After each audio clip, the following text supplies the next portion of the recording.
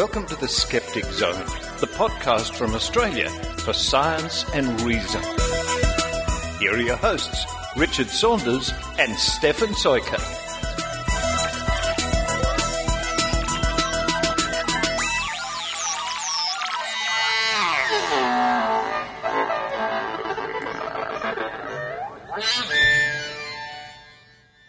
Hello, Richard. Stefan, don't tell me you've got an iPad too. You mean an iPad as well? As well? Yes, I have an iPad. And you have an iPad too. As well. Yeah. And you've got... What is that, Stefan? That's my new Moog synthesizer. Wow. Yeah, it's quite a nice little app, actually. It's not bad, and you were trying to do the Skeptic Zone theme. I was on it very badly. Very badly. Are these in the notes? Yeah.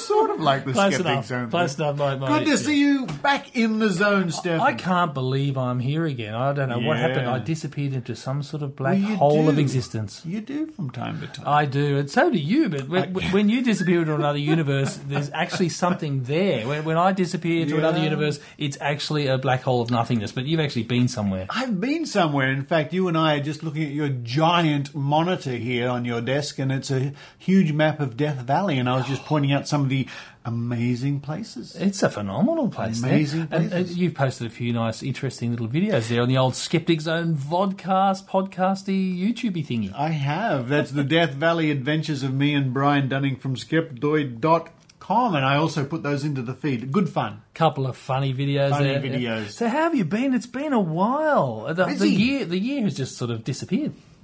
They always do.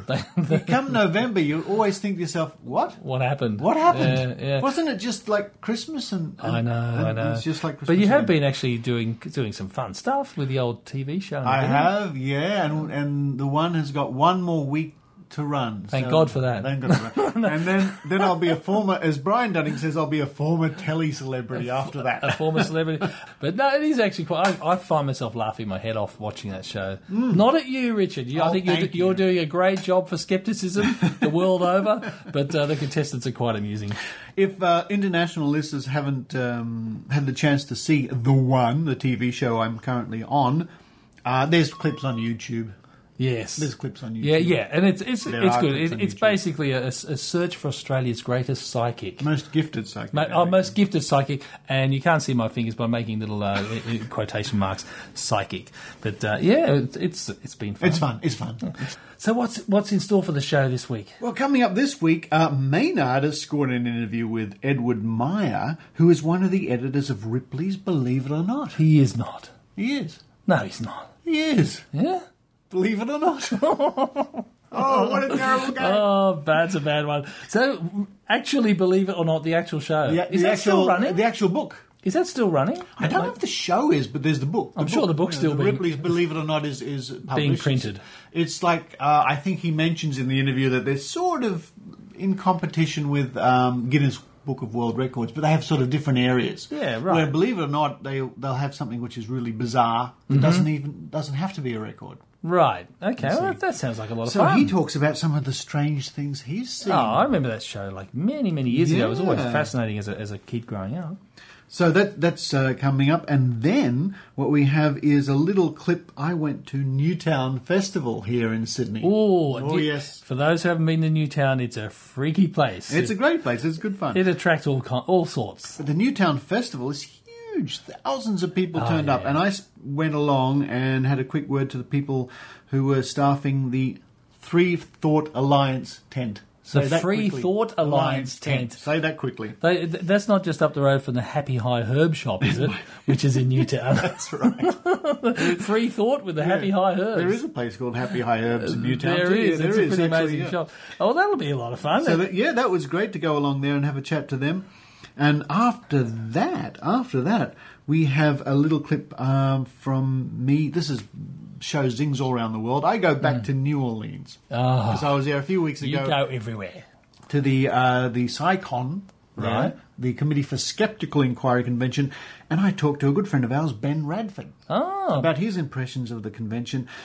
And then we go back around the other side of the world to Melbourne, Australia, where Maynard continues his interviews and insights from Skepticamp Melbourne. Gee, this is truly becoming an international show. The production, becoming. This little microphone that you've got here has been everywhere. It has. Or someone's microphone's been everywhere.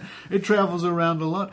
So it's a big show. And we must say, before we even get into this big show, happy birthday, Dr. Rachel. Oh, happy birthday, Dr. Rachel. It's her birthday today, the 19th of November. 19th of November. Yeah. Happy birthday to you. Dr. Happy birthday to you. Happy birthday, Dr. Rachel. Happy birthday to you. That's not happy birthday. Oh, that's as close as I can get. That's even worse, Richard. Sounds like a Doctor Who happy birthday. Worse. Oh, yes, indeed. The Skeptic Zone. What episode is this again, Richard? 161. 161. That is just ridiculous. Now, don't forget, everybody, that we're still on our drive to get Maynard to go to Las Vegas. Oh, really? It's a Maynard fundraiser? It's a fundraiser. Oh. How close we got? We got $15, $20? Yeah, we got about that. We're going to need about $2,000. We need a bit more. We need about $2,000. And look, it's going to be good value. If you can help Maynard get there, he is very good value in person. He's great value for the show as well. It is actually because, as my listeners know, once Maynard gets to, say, Las Vegas, what it does, it means that our listeners will get heaps and heaps of great interviews to enjoy for weeks weeks to come.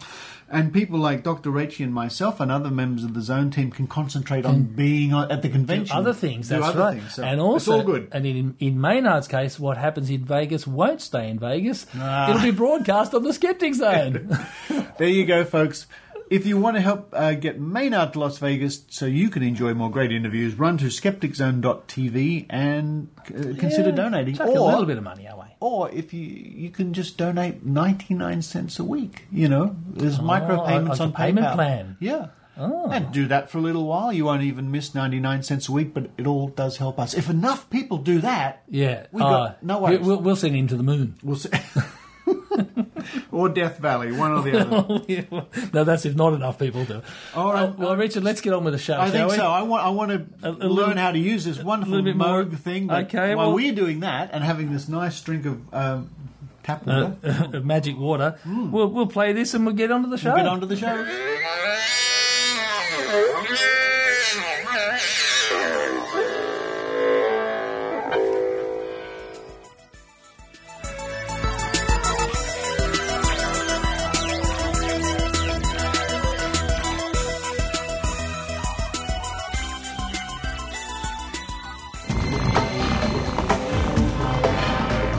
Here's Maynard's spooky action at a distance.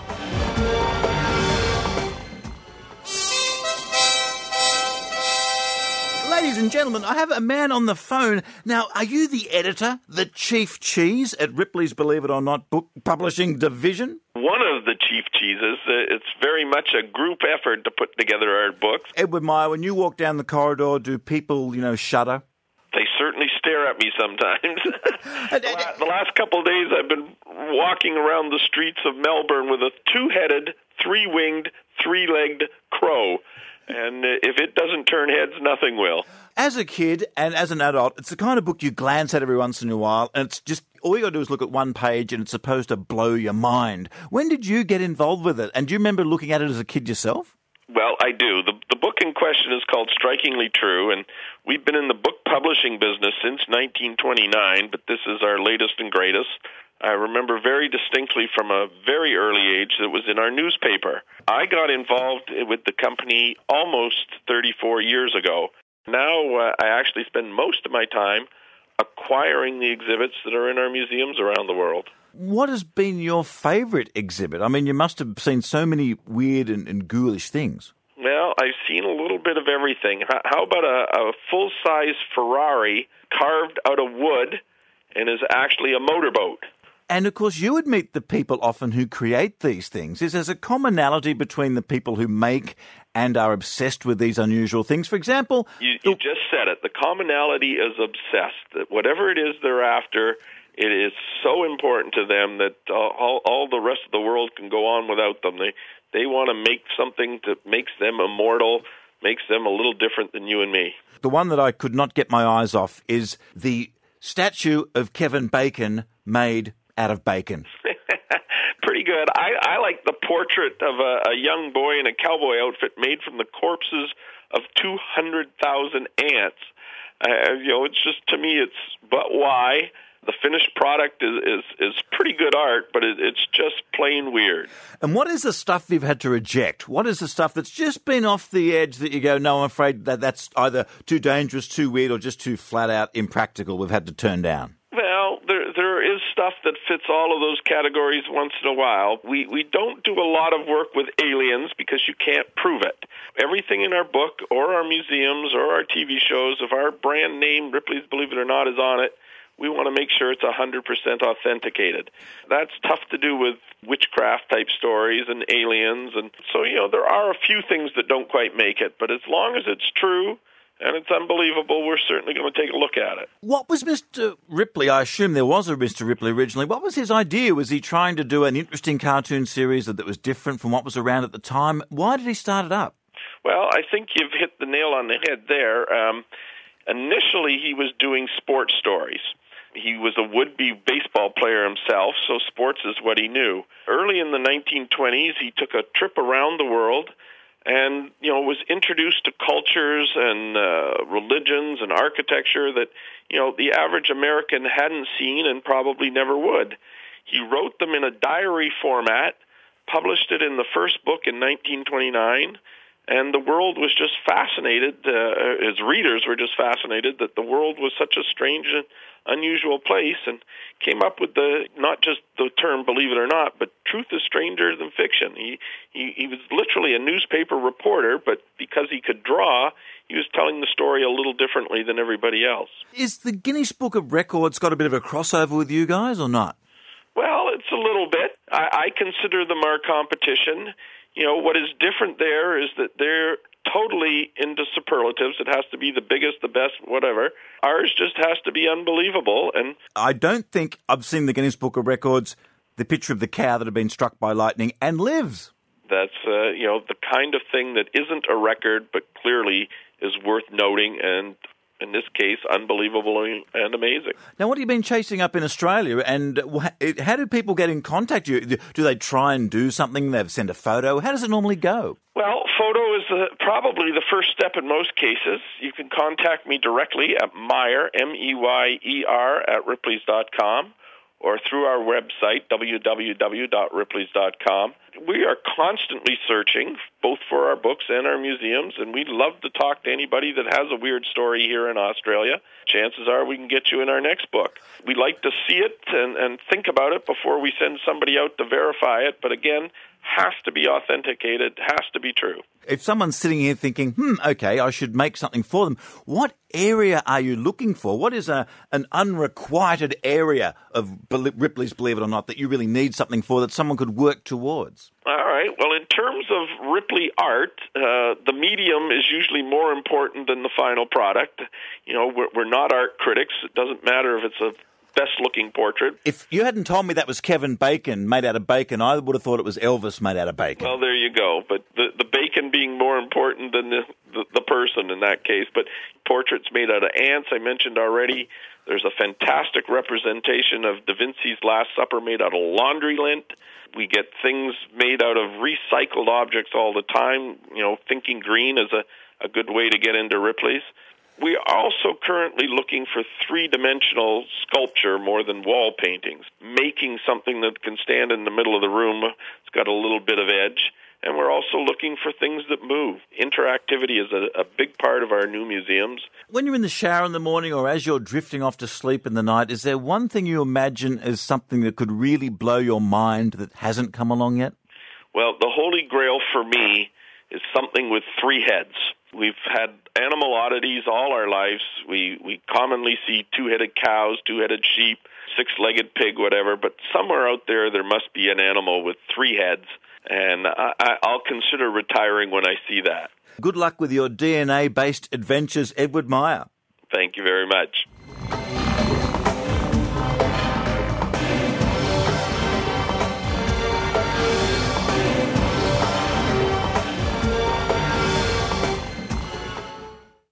You're listening to The Skeptic Zone. I'm Brian Dunning from Skeptoid.com. When I'm not tuned into The Skeptic Zone, I'm recording the Skeptoid podcast, doing what I can to further knowledge by blasting away the widespread pseudosciences that infect popular culture. I've also compiled a 40-minute educational video on critical thinking called Here Be Dragons at herebedragonsmovie.com. I hope you check those out, and I hope you enjoy The Skeptic Zone. I've been searching for a wrong kind of love, honey. Who knew you would step aside? I've been thinking I belong past that road, but I think I know that we'll be fine. Babe, can you hear what I'm saying? Hey, can you hear what I'm trying to convey? Hey, can you hear what I'm saying? I can't seem to get through.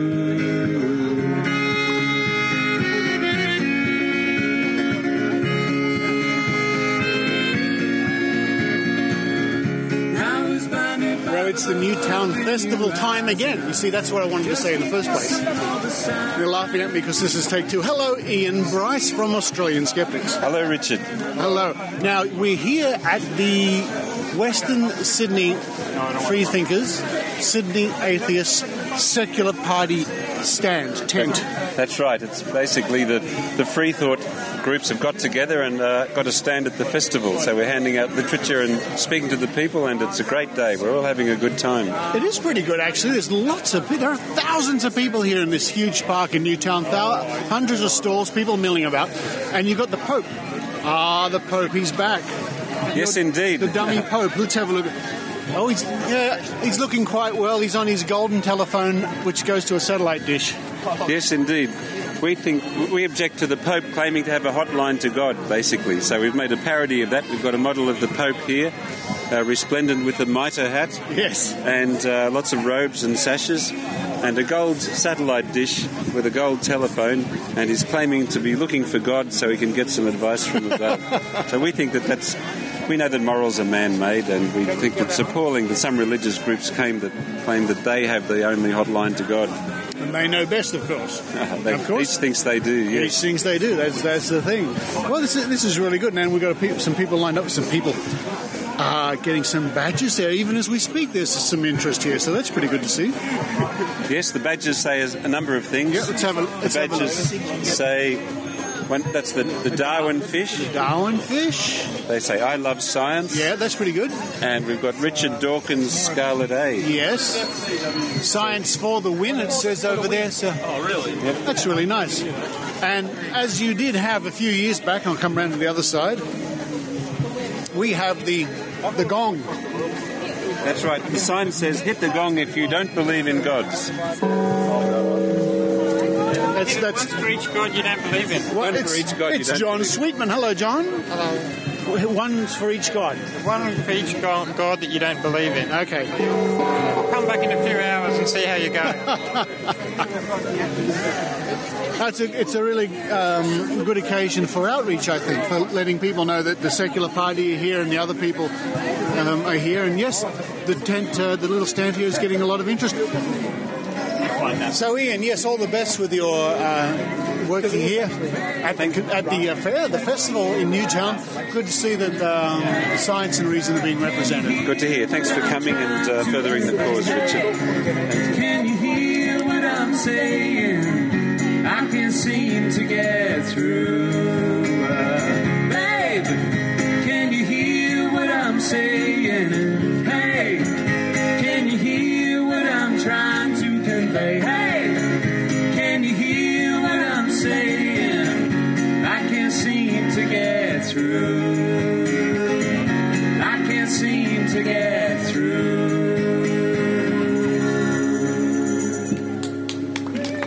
Thank you. Thanks, guys. Cool the Falls. See you around. So wait, what's this concert you're talking about? It's George Hrab and the Geologic Orchestra. Who? You know, Geo. He's that skeptic guy who writes music and produces the Geologic podcast. Oh, great. No, this is going to be awesome. Right. Check it out. They're putting on a show and they're calling it 21812. Why that? That's the date, February 18th, 2012, 21812. And it just happens to be a palindrome. A what? A palindrome, you know, it's something that's the same forwards as backwards, like go hang a salami, I'm a lasagna hog. And get this, they're calling it a nice night out. Are they? Yeah, but it's not nice like N-I-C-E, it's nice like G-N-E-I-S. Get it? It's like a type of rock. Yeah, brilliant. So this is a concert about geology? I know, it's George Hrab and the Geologic Orchestra. It's a 9-piece rock band with horns, and they're funky and geeky and incredible musicians, and they do a ton of Geo's original music. Right. You know, stuff like Far, When I Was Your Age, Everything Alive Will Die Someday, Brains, Body, Both. Yeah, okay. And they're taping the concert for a DVD release and a live album, so you get to actually be on the DVD. Or at least the back of your head might be on the DVD. Wow. All right, give me the details. George Hrab and the Geologic Orchestra, live in Bethlehem, Pennsylvania, Saturday, February 18th, 2012. Go to geologicconcert.com for tickets and constantly updated concert information. Oh, nice. I get it. Steps from here to the corner, wash it up 20 times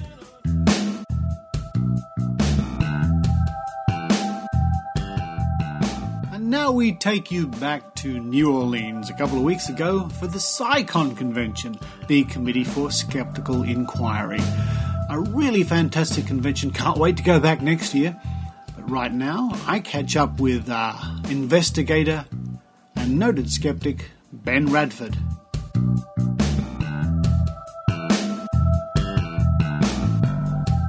The last day, oh how sad, Ben Radford, it's the last day of this wonderful convention, and I've been on a tram surrounded by scantily clad women last night, which was interesting, an interesting look at New Orleans. What have you been up to? You've been investigating ghouls and voodoo and things? Well, actually, I came out a couple of days ahead so that I could investigate one of America's most haunted plantations, the Myrtles Plantation. Haunted. Ghostly crops. Ghostly crap. Ghostly crops. Yeah. Yes, I a little slip of the tongue there. So I went and did that and did a 2-night investigation, 2 days, 2 nights, and got some interesting information there. And then I came back here, of course, and this is when CSICon all sort of coalesced and came together. And it's been a great conference so far. It's been a packed schedule, hasn't it? Yes, it has been very packed. I tell you what, from the moment you start, and then at various times you're looking at the program and there are 2 sessions, you want to go to both. Honestly, yeah. I would say it's a little too packed just between the 2 of us, which is not a bad thing, right? It's good that it is packed, but yeah, I agree. It's a lot for anyone, and especially for people who are new to the whole thing and they don't know what they want to see, and they don't want to see. They want to see Richard Saunders. Of course, you do. He's Richard Saunders. Yes, but I get the session to myself. Right. Yeah, you managed to pull that one off, but no, it's a good eclectic mix. We have people talking about everything from conspiracy theories to UFOs to alternative medicine claims, investigations, things like that. So it was a wide range, and it's still going. It's the last morning this morning, and I'm the next speaker. In fact, after whoever's going to be speaking before me. Yes. So I have a moment to just chat about and say hello and goodbye to a few people. But the range has really impressed me. Everything from, as you were saying, UFOs to alternative medicine to conspiracy theories to the media. It's fantastic. And I think that's important for capturing and keeping a skeptical audience, because not everybody cares about UFOs. Yeah. Not everyone cares about alternative medicine claims or everywhere else. But in a community like this, there's always someone talking about. Not only is everything inherently interesting, at least to me, to you, yes, but it's but to somebody who's just coming in. They can find something that they can latch onto and say, yes, I don't care about Bigfoot, but I do care about alternative medicine, or I don't care about UFOs, but damn it, what about these damn psychic detectives? Yeah, absolutely. And the people on hand here that the delegates could come up and chat to. I mean, I'm sure Joe Nickel has been holding court. Randy the other night at dinner, he was surrounded by people and he was doing wonderful tricks. I mean, he can't help himself. You give that man a deck of cards, that's it. That's the evening gone. Right. And then we'll sit there transfixed. Yeah. I saw that, and I mean, he's giving a demonstration to Bill Nye the Science Guy. Yes. It's like, how cool is that? That was pretty cool, but I tell you what was pretty freaky later on that evening, when I was with Phil Plait and some other people, just relaxing with some speakers, and there was Bill Nye. And I was demonstrating to Bill Nye with Phil Plait the power balance tricks, and I thought, yeah, that's pretty cool. Yeah, and that's the thing, and that's one thing that I've really heard from a lot of the attendees is that they really appreciate the fact that many of the skeptical activists and researchers are accessible. It's not a matter of you can't speak to him because he's behind the gun. People are here. I mean, I'm here, you're here. People can come up and talk to people, and I think it really fosters a sense of community. It's such a different animal to the Amazing meeting, and it's, I think you'd be going down a blind alley to try and compare them too much at this stage. They're different beasts, aren't they? They are. Yeah. They are. And I think the plan, as far as I understand, is to have this be the first of many here in New Orleans. The first of several anyway. And so, like any time you're establishing a new continuing conference in an area, you have to start out somewhere. You build on the previous year. Yes. It's not going to be a success out of the gate. So, and I think that people here recognize that. I think so, but I think the organizers have done the right thing by pulling in the big names. So the people who have come here have got a really big bang for their buck.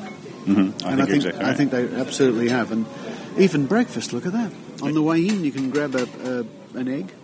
An egg, right? Or a coffee. Fantastic bread. I have to say, and of course, here where we are in New Orleans, I mean, there are a million great restaurants within a few feet. That's true. And some crappy ones too. But we won't talk about those. But no, I mean, so everything is right here, and the coffee's downstairs, and it's going well.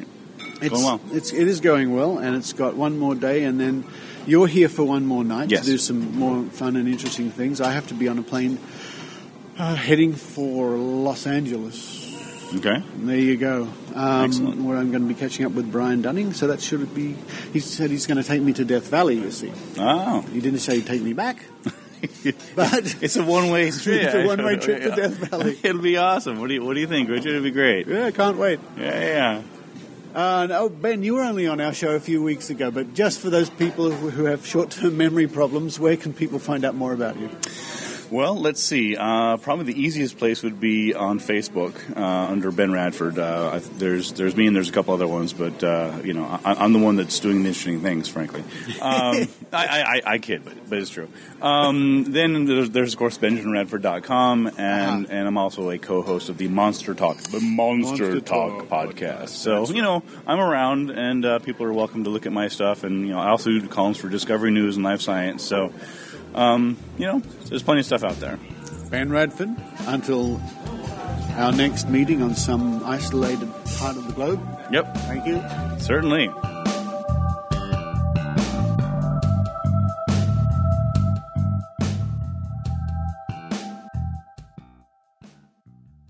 Hi, this is Surly Amy from Skeptic.org. I make ceramic jewelry. It's hand-formed and hand-painted. It's inspired by science and skepticism. You can find it at surlyramics.com, surlyramics.com. Thanks, and be skeptical.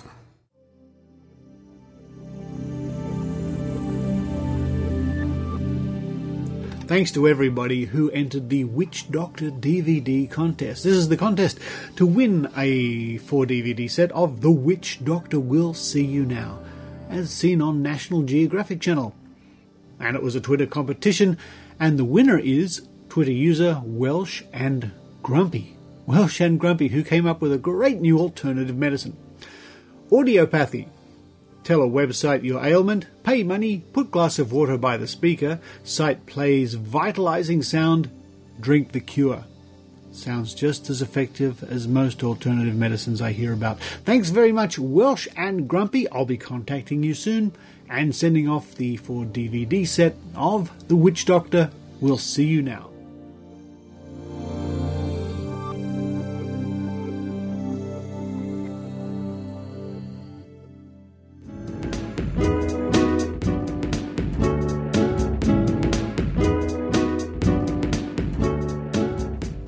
around the other side of the planet we go now to join Maynard once again for his interviews and reports from the highly successful Skepticamp in Melbourne. Hey, look, I'm hanging outside once again where all the action goes on at Melbourne University, but particularly David Skepticamp. Who we got here? Ilijas. And how come you're along here today, Ilijas? Well, I was giving a speech today. Now, which one did you give? I might have missed that one. Oh, I think you did, Maynard. Because I've been in and out, and what was your topic? I actually covered the topic of coming out of the closet, the skeptical closet.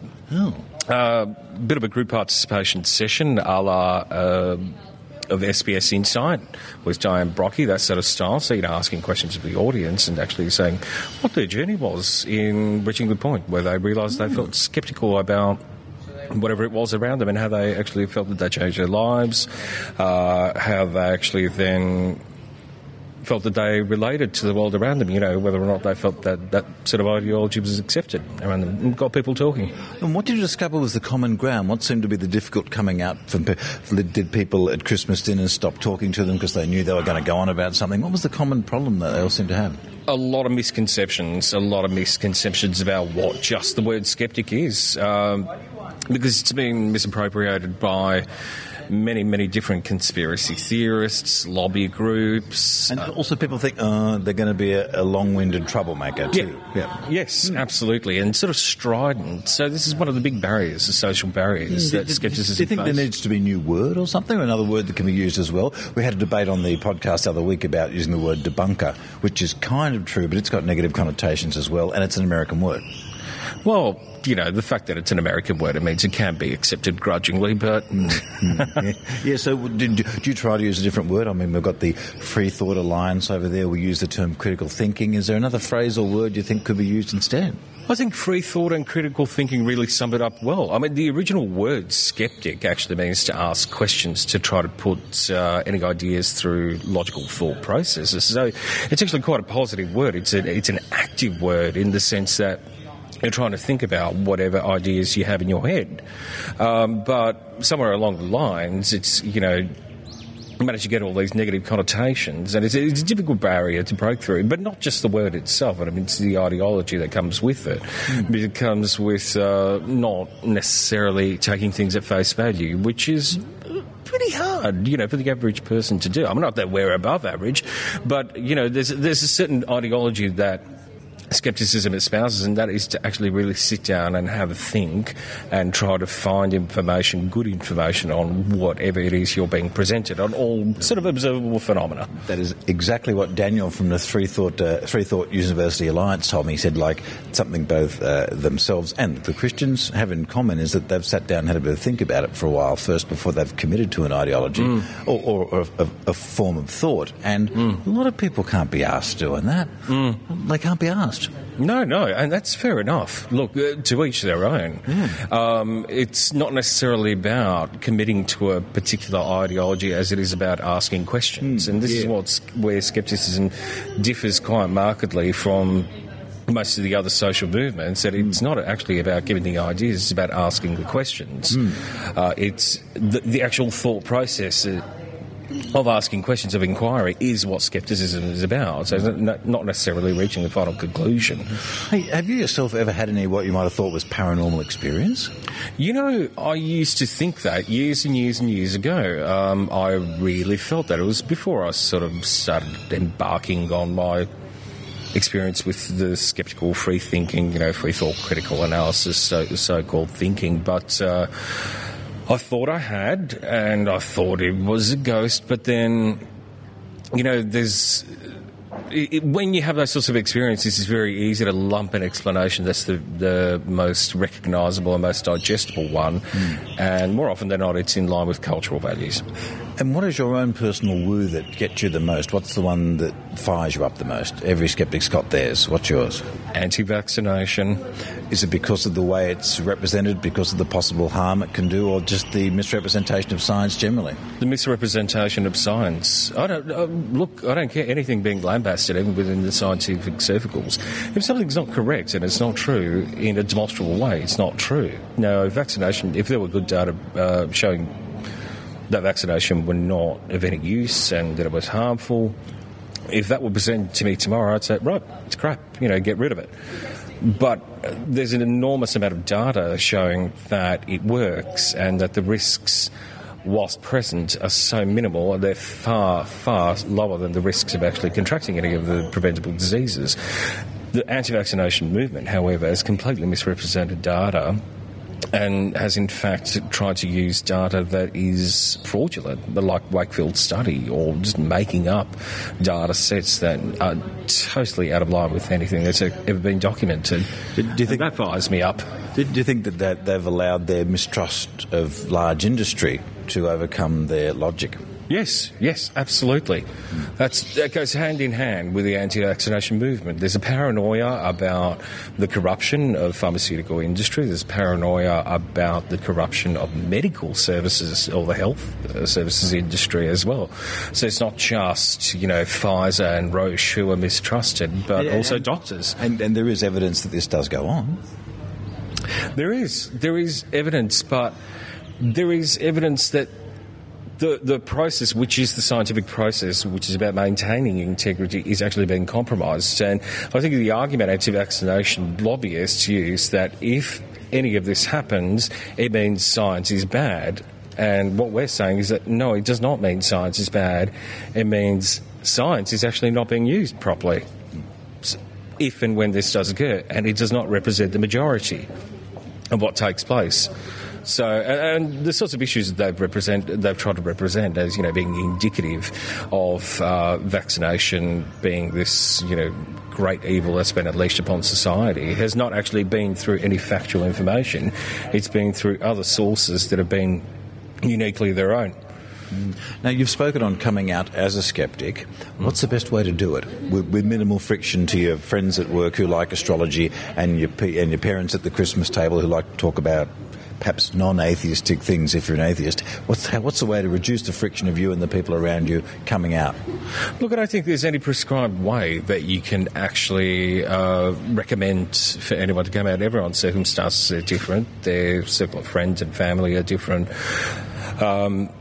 And what one person may be comfortable with, the next person may not. I mean, I think for any individual it's important to feel a sense of pride and be able to assert themselves in a positive and constructive way and say, no, I don't necessarily agree with this, but you don't necessarily have to be militant about it or make any formal announcements about it. It's entirely up to the individual as to what they do. I do think that when it comes to, making any declarations, for example, to family, you've really got to gauge what your family attitudes are like. If they're extremely anti-establishment and anti-medicine, then you're much less likely to feel comfortable doing it, whilst you're living at home, and many young people still are. Well, look, what are you looking forward to the rest of the day? I mean, we've got the drinks afterwards, of course. Oh, but, is there a couple of few talks you're looking forward to? Oh, do you know, the talks have actually been moved around, so I'm not sure who's up next, but I've really enjoyed all the talks that I've heard so far. I think Jason Brown's on in there, causing a bit of trouble right now. I might go in there and might have to drag him out. Perfect. Because I'm hoping that someone will go on, start saying some stuff, go crazy, and 3 people will have to drag them from the room. That is yet to happen. That's all right. I've already called security. Don't worry about it. Well, I'll get moving again. Thanks for your time. Thank you. Look, we've got 2 general attendees here today. What's been the best talk you've seen so far? Oh, definitely Adam's talk about running a high school skeptical society. He was really entertaining and some great advice for reaching out to young people in a respectful way. Well, I'm hoping to talk to him because I was busy talking to Lucas, the organiser, out in the hallway when that was going on, Andrew. Well, what do you think was the big tip you took away from getting younger people involved with skepticism? What is the hook, the key to get people in that might tweak their interest? Make it fun and engaging, talk about things that they want to talk about. He lets his lessons go off track a lot based on what the students want to talk about. Okay. And what's your favourite woo? I'm asking everyone that today. What is the woo that gets their goat, that annoys them the most? Is there one you've got here as a skeptic?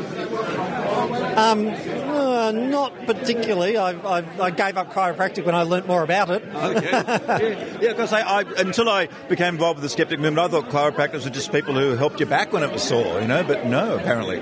No, not any better than physiotherapies, yes, and sometimes worse. Yeah. And what's your name? I'm Natalie. Natalie, have you travelled here from Sydney? From Adelaide, actually. Wow. Yeah. So you made the 8-hour drive, did you? I flew. Ooh, yes, okay. I cheated. Ooh, a special flying person. Yes. Well, I flew in last night too and got in really late and everything. Now, did your flight go off on time? I've actually been here for a whole week.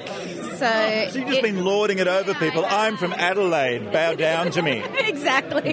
Now, what have you enjoyed so far? Well, I really loved the talk by Adam, the teacher, as well. That's definitely my favourite so far too.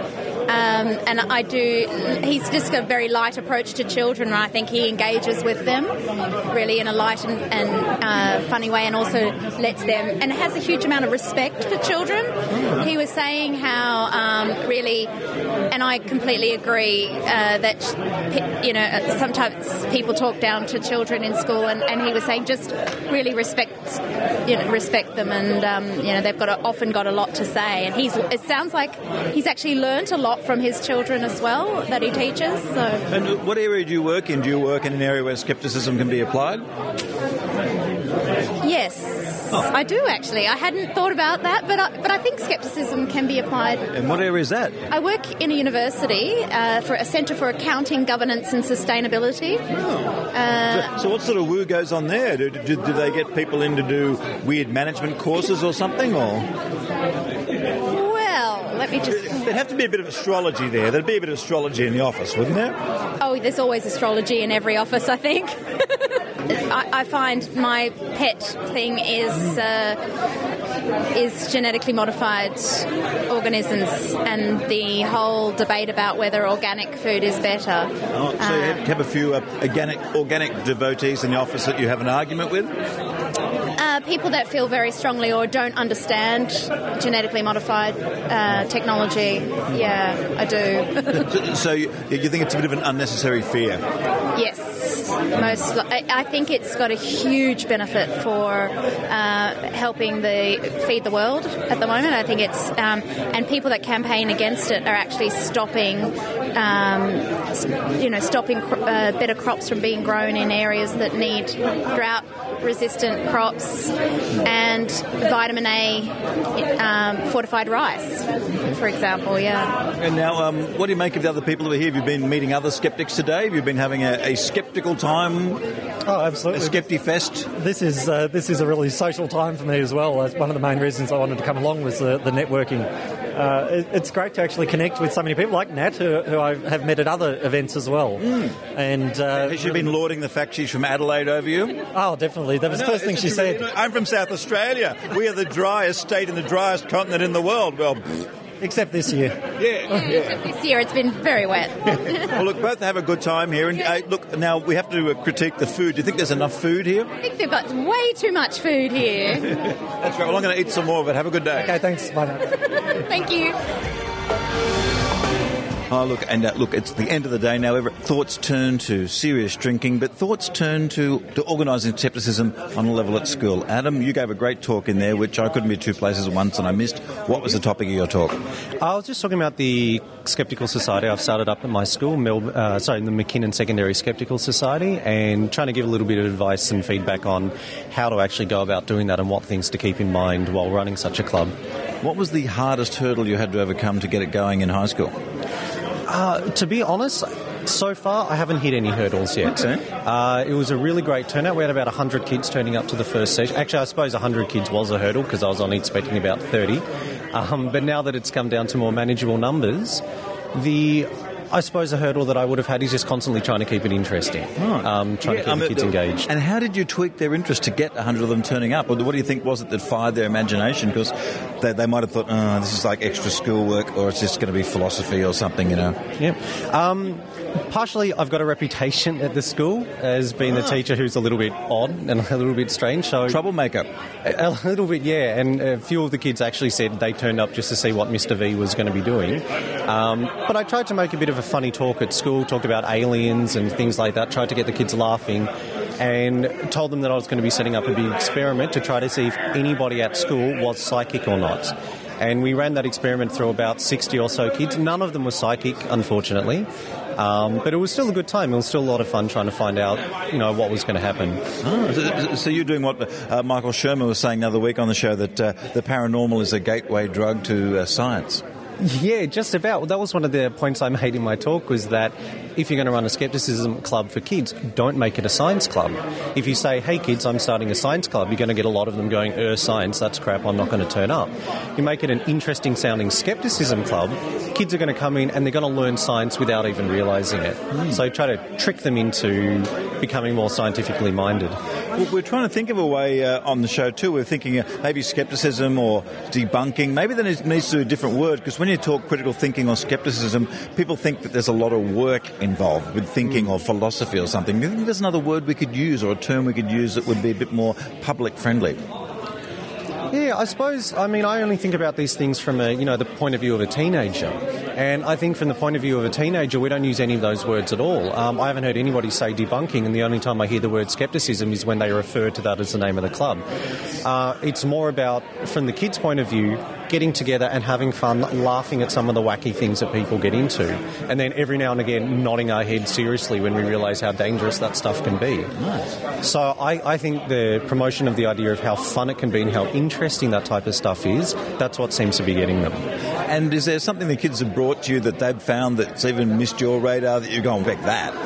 Yeah, actually, just a couple of weeks ago, I had a comment from a 12-year-old girl who said, Mr. V, you're trying to teach us how to be critical and how to, analyse everything we hear, but do you realise that we all believe everything you say without question? And that really made me step back a bit and go, oh, yeah, actually, I suppose I'm inadvertently teaching you bad habits while trying to teach you good habits. So that was a very good observation there. Oh, so have you started putting a few extra footnotes at the ends of your comments towards them? Well, no, but based on that idea, I did think one of these days I'm going to have to run a session from them where I try to teach them something that's just absolute crap and see how long it takes the kids to go, hang on a minute, that doesn't sound quite right. Right, so you're actually going to run the argument from authority test in public with real people? Yeah, absolutely. Try to convince them of something that's clearly not true. And speaking of, we've had a great day. There's been a lot of arguments from authority and non-authority here today. What do you make of Skepticamp Melbourne? I think it's been absolutely fantastic. This has been actually only the second skeptical thing I've ever really been to. I've been really impressed at the quality of the people that have come along to it, the quality of the talks. One thing that I'm really thrilled at is just about how friendly people are. As I said, only the second time I've been around these people, and I felt really, really welcomed. People have come up to me and spoken to me, been really polite, really friendly, really interesting. So that's what I've enjoyed more about, is actually the social aspect and getting to meet a whole bunch of people who feel the same way about things. What is the woo that tweaks your anger the most in the public? What's the one that you usually makes you see red the fastest? I think anything that hurts children. Anything that, if an adult wants to make a decision, if an adult decides I'm going to follow astrology, I'm going to follow homeopathy, that upsets me, but it's their decision as an adult. But when I hear about things that are affecting children that they're not knowledgeable enough or they don't have enough power to fight against, that's what really gets me. When I hear about parents forcing their children to take homeopathy, when I hear about companies conning children into buying the power balance bracelets, those types of things where the kids don't have the skills that they need to actually recognise it for what it is, that's what gets me. I think that's the lowest of the low, to be hurting kids with that type of thing. And look, have you come across the ancient astronaut theory yet? I love that one. I mean, has Eric von Daniken been mentioned in your class? No, that hasn't come up. And honestly, it's because I don't know enough about it. I always make sure if I'm going to talk about anything, it's something that I've researched. So, do you think you could possibly bring someone who is on that side of the paranormal to give a chat, and then you debate them? Do you think you'd ever get someone that would be willing to do that, or whether you'd want to do that?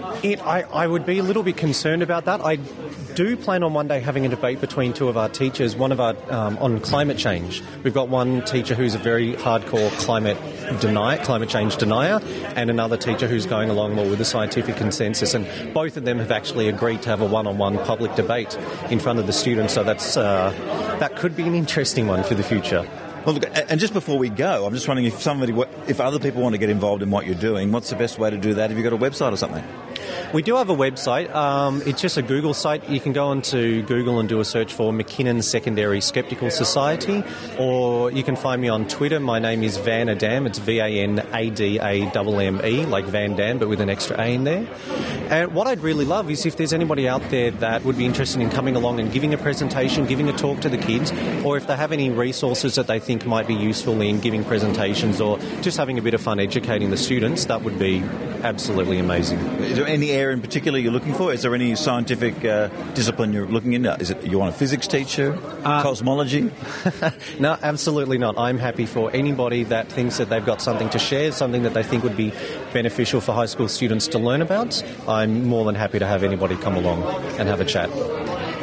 Look, I think you should get a high distinction for just getting those kids thinking in the first place. That's great. Oh, thank you very much. Appreciate that. I'm just up the back with the cool kids at the very end of the day. Who have we got here? Fiona. And Monica. Okay, now what's been the favourite part of the day so far, Fiona? You've got one? No, it's all been really good.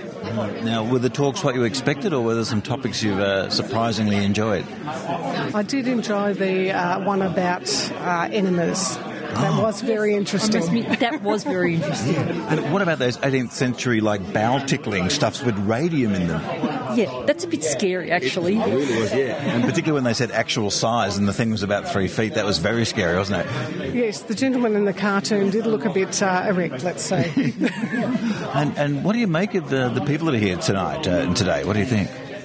I'm pleasantly surprised about how much intelligent thought there is. And were these the regular faces you'd see at a Skeptical gig? There are some familiar faces, but there's quite a good mix of people, actually, from all walks of life, by the looks of things. Yeah. And I've been asking everyone, the key question today is I've been asking what their favourite woo is. Like, there's a kind of woo that really gets your dander up. For some people, it's the anti-vaccination. For other people, it's astrology. For various UFOs. Is there one that really you have to fly at whenever you see it? Anti-vax. Yep. And why is that exactly? Because I work in disability care and the link between vaccinations and autism. Right. And you would often be getting that from mothers, so that would be a difficult thing to talk about because it's so close to them. Well, for a lot of them, the anti-vaxxers are playing on their own guilt of having a child with a disability, and these people are targeting that guilt, and that just pisses me off. I can hear the anger in there. Have you got a woo you rail against? No, I'm pretty annoyed at most of them. Well, perhaps I can ask you, there was one bit of research that came out earlier this year, and there seemed to be a possible serotonin link with autism, and I'm just wondering, has that been investigated at all? No, it hasn't. We're about to get in trouble. I have to go sit down. Thank you. Enjoy the rest of your day. See you in the pub. Oh, that's okay. No, look, I'm talking to everyone who's coming along, and the few people hanging around to maybe pick up some stuff that was left behind. We've got Lawrence here. Hi, Lawrence. How are you? Hey, good. How are you? Pretty good. Now, how's the tour going? Is it continuing on? No, I've just finished my tour of my live show. Although I might do some extra dates maybe in Hobart, so there's a bit of an exclusive there. So is Hobart like a secret den of scepticism we don't know about? No, my show isn't a scepticism show. This one's the Lawrence Leung Wants a Jetpack show. Oh, hey, I'm sceptical about that, the title, but I mean... Well, most scientists are sceptical of jetpacks. They only seem to go for 30 seconds and such. But, there are a lot of new jetpacks around these days. Wasn't there some guy in New Zealand who made exactly. one? His one goes for about half an hour. So, but is it strictly speaking a jetpack? It looks like he's got a helicopter on the back of him. Where's the jets? But, strictly speaking, it does fly and take off from the ground. Well, see, you got me wanting to come to the show. Oh, cool. Yeah. So come down to Tasmania. If I do it in Tasmania, we haven't booked it yet, but I've been all around Australia with the show. I did it in Sydney and Adelaide, Brisbane, Perth, and also came back from London. I did it in London as well. Yeah, I saw that. That's pretty cool. What did you make of Skepticamp Melbourne today? Skepticamp Melbourne, fantastic. Really well organised. I love going to a conference which is free. I love going to a conference which, with food? Food, yeah, and also anyone can get up if they want to talk about something, whatever they're passionate about or whatever field they're involved in the whole sort of skepticism, critical thinking movement. They got up there and they talked a few issues. Well, was there a talk that particularly rang your bell? Quite like this guy called Adam vanLangenberg. He's a school teacher. He's a maths teacher, actually. His kids call him Mr. V. And, he did a talk about using skepticism in the classroom. And he sort of holds little, lunchtime skepticism 101, basically, classes. I was talking to him, and the way he motivates kids is it's just by getting their interest in stuff. Doesn't use the word skepticism, critical thinking or philosophy. Doesn't use any of that. And he uses lots of jokes, too, which I liked. Yeah. So that was really good because it's kind of the future of skepticism, I guess.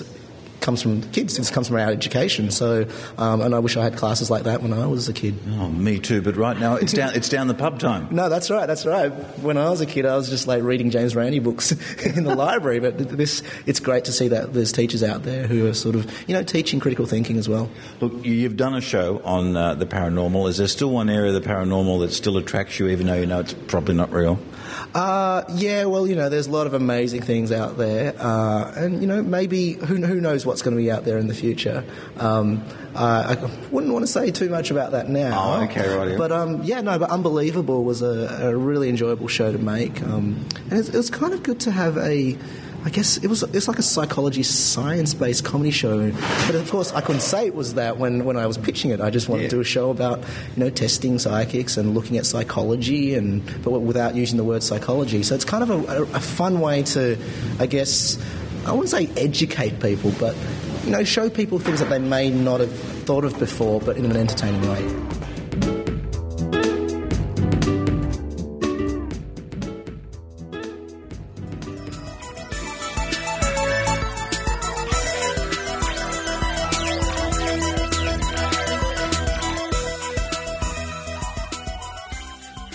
Richard.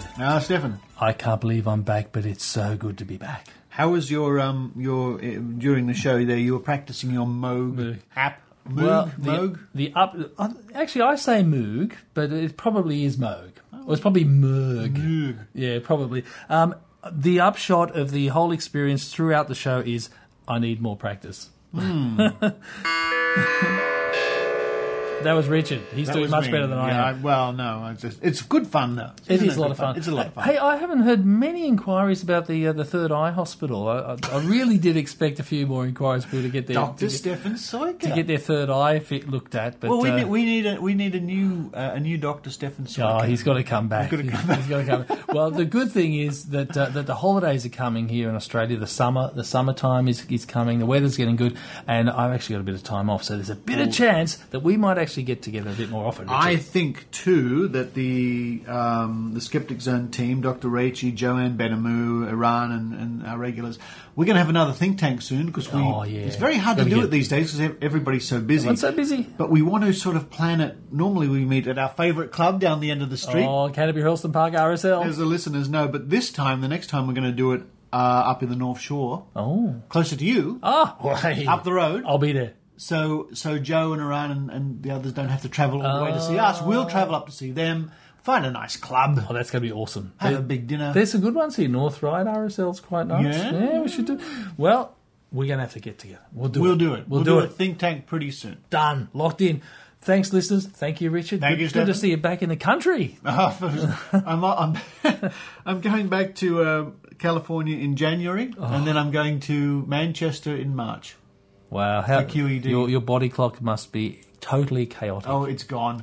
Hit the reset button on the iPad. I wish I did. I wish I could. I wish my body clock was like the iPad reset button on the time zones. What time zone am I in now? Click. Oh, that's done. Good. I'm done. All right, Richard. Well, we'll see you at in this same time zone. Hopefully in a week or so's time. I think so. Catch you soon. Bye. Bye. You've been listening to The Skeptic Zone. Visit our website at www.skepticzone.tv for comments, contacts, and extra video reports.